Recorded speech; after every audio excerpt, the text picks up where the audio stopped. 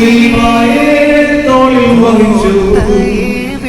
സങ്കടത്തോടെ തന്നെ കുറിച്ച് കരയുവാൻ എബ്രായ സ്ത്രീകൾ കൂട്ടമായി കൂടി.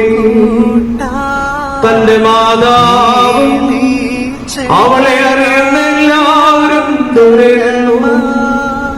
മാതാവ് വലിയ സങ്കടത്തോടും ദുഃഖത്തോടും കൂടെ, എന്റെ പുത്ര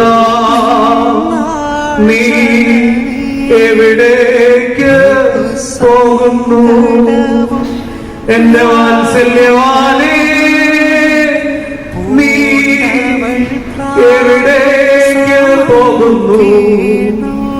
ഇവർ നിന്നെ എവിടേക്ക് കൂട്ടിക്കൊണ്ടു പോകുന്നു എന്ന് പ്രാവിനെ പോലെ കുറുകി കരയുവാൻ തുടങ്ങി.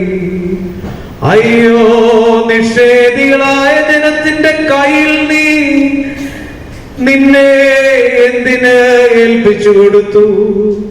എന്റെ പുത്ര, എനിക്ക് കഷ്ടം.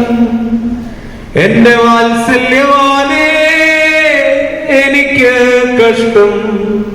ഇത് നിനക്ക് എന്ത് സംഭവിച്ചു?